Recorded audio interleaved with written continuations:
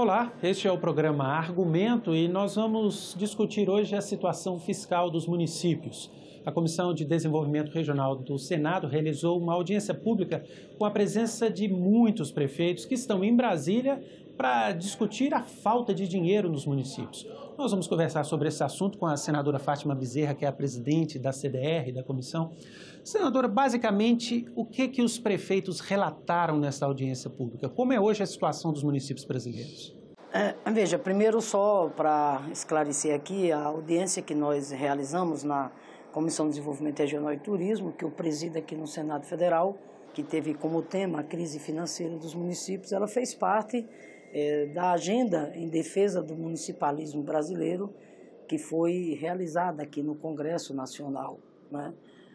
Veja, eles apresentaram uma série de reivindicações, até porque tem uma pauta de interesse municipalista tramitando aqui no Congresso Nacional, tanto no Senado como na Câmara. Por exemplo, o veto de número 30, que diz respeito à questão do chamado encontro de contas. É muito importante que esse veto seja derrubado e que, portanto, prevaleça, inclusive, o texto do Senado, o texto que foi aprovado à época pelo Senado. Eles têm também um outro projeto importante tramitando aqui, que é o projeto de lei 2289, que trata da questão dos resíduos sólidos, diante das dificuldades que os municípios enfrentam, e eles pedem a aprovação desse projeto de lei, que é para ajustar o prazo para que os municípios resolvam o problema da questão dos resíduos sólidos, né? Tem uma outra pauta também que diz respeito à questão dos precatórios, etc. Mas o foco nesse exato momento é a questão do auxílio financeiro aos municípios, tendo em vista exatamente a grave crise financeira que esses municípios atravessam. Como é que se daria esse auxílio? Qual é a proposta dos prefeitos? Esse auxílio financeiro, veja bem, não é nenhuma novidade.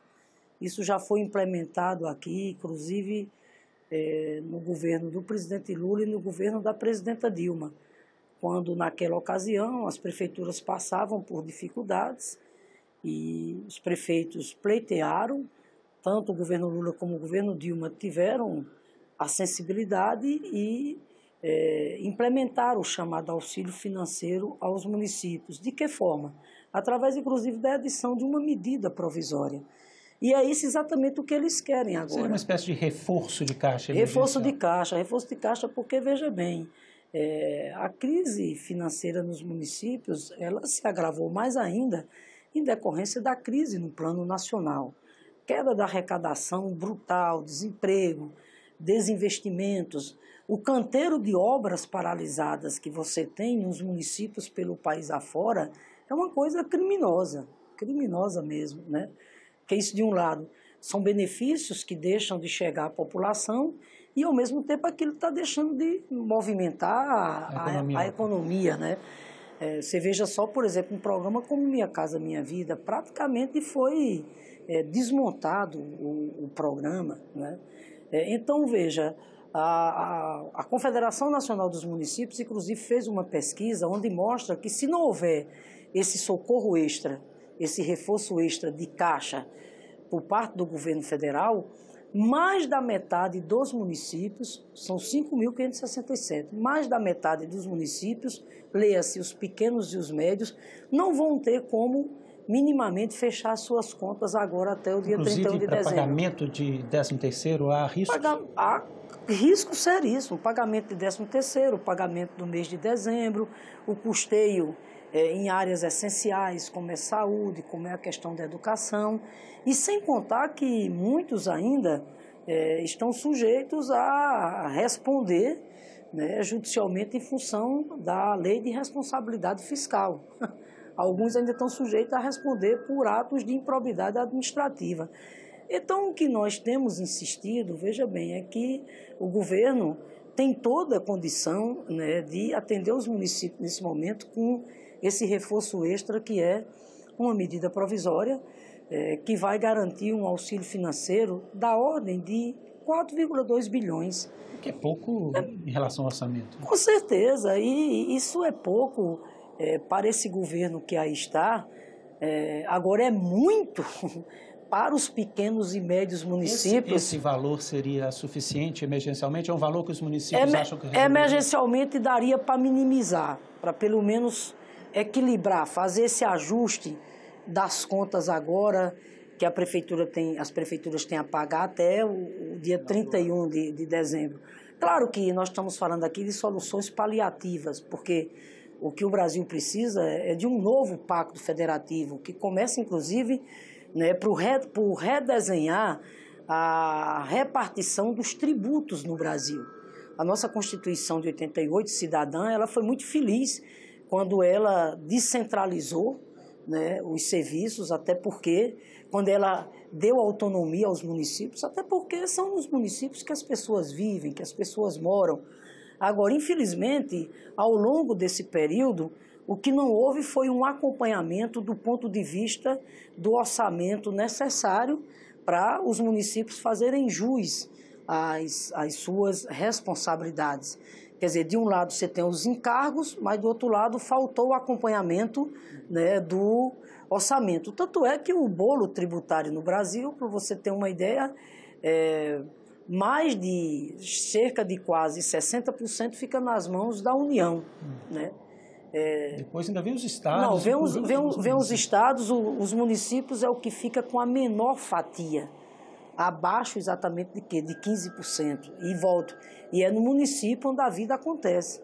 É lá onde você tem as maiores demandas por parte exatamente da população. Então, o que eu quero aqui colocar é que, veja bem, né, todo o apoio à luta dos municípios, porque eles estão aqui, não é para pedir, eles estão aqui para cobrar, eles estão aqui, inclusive, para exigir, inclusive, o respeito à Constituição, no sentido de que o governo federal cumpra a sua parte.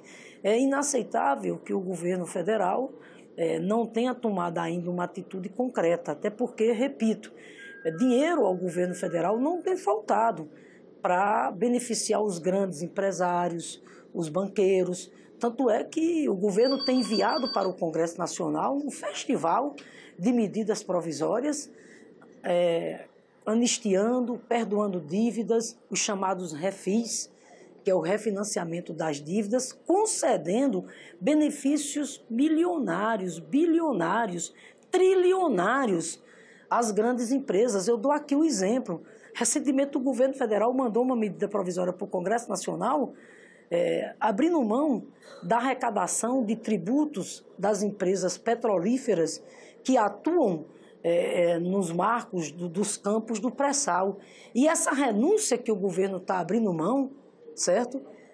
Vai representar abrir mão de cerca de 1 trilhão de recursos. Aí, de repente, dizer que não tem 4 bilhões, 4,2 bilhões para ajudar os municípios, não, nós não podemos de maneira nenhuma, né, concordar com isso.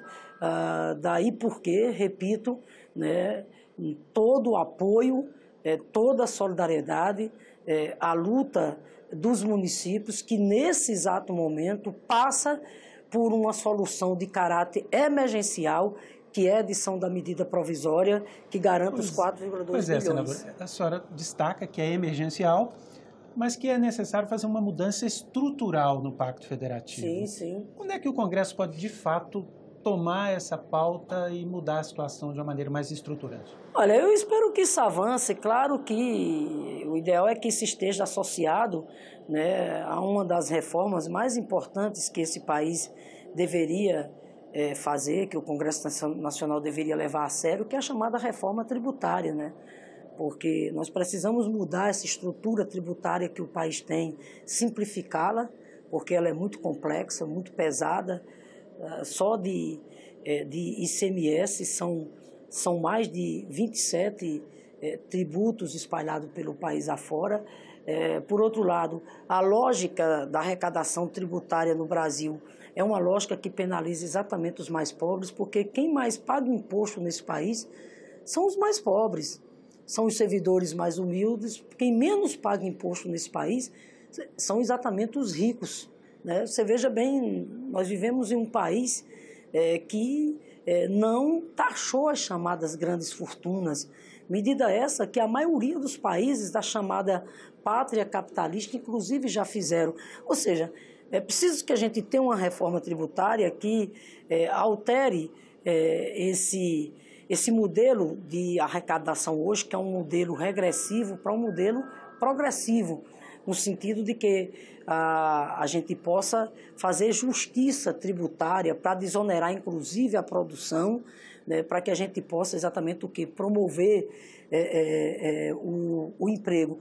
E dentro desse debate, aí naturalmente, né, redesenhar essa questão do pacto federativo, fazendo com que você tenha um equilíbrio do ponto de vista da distribuição dessas receitas, à luz, repito, das prerrogativas e das responsabilidades que cada ente federal tem, e não, né, ficar como é hoje, o bolo tributário, ou seja, os impostos concentrados principalmente nas mãos da União.